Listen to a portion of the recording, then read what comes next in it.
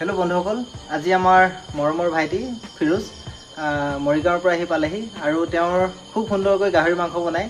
আজি গাহৰি মাংসৰ ৰেচিপি তেওঁৰ হাতৰ খাম বুলি ভাবিছোঁ আৰু বলক আজি কেনেকৈ বনায় আপোনালোককো দেখাই দিওঁ।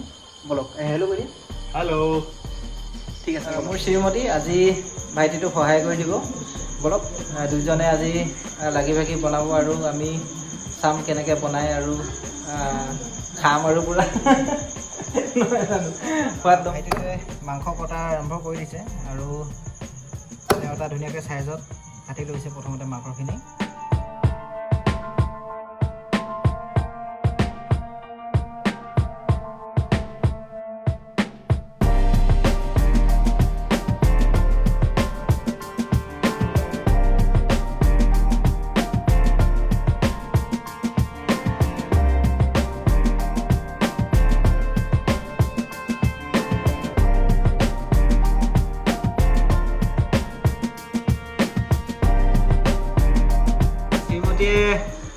আদা ৰচুন পিঁয়াজ কাটি ৰেডি কৰিছে আৰু এইখিনি এতিয়া কি হেৰি কৰিবা নেকি, মিক্সাৰত দি দিবা ন?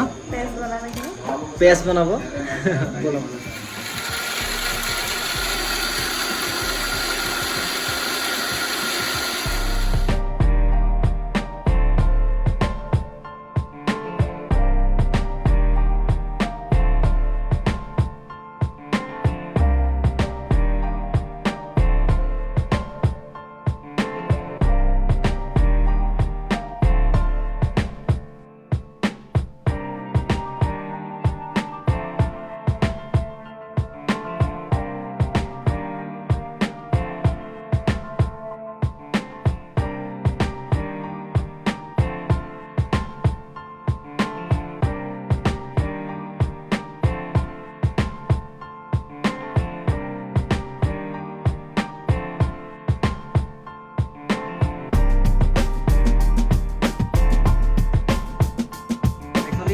গোন্ধটো আহি আছে, বিৰাট ভাল লাগিছে আৰু সোৱাদ হ'বই, যিহেতু গোন্ধটোৱে কয়তো।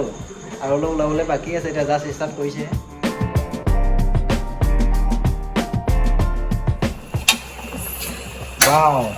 বৰ ধুনীয়া গোন্ধ আহিছে। এয়া মোৰ শ্ৰীমতীয়ে বনাইছে কিন্তু দেই। মাংসটো ধুই দিলোঁ, পানী ওলাইছে, পানীটো শুকাই লওক। অ'কে, তাৰপিছত আলু দিম। মোৰ কিন্তু পেট কৰকৰাই গৈছে গোন্ধ লাগি, কিন্তু ভোক লাগিলে আৰু।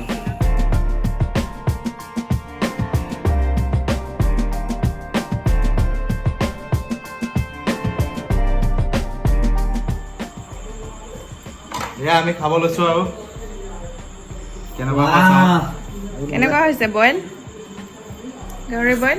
সোৱাদ একদম কথা ক'বলৈ ওলোৱা নাই, মাত ওলোৱা নাই সিহঁতৰ। পূৰা খাব লাগিছে, বহুত ভাল লাগিছে। দিনটো মোৰ ভোকে লঘোণে আছিলে আৰু এতিয়া খাবলৈ বহিছে।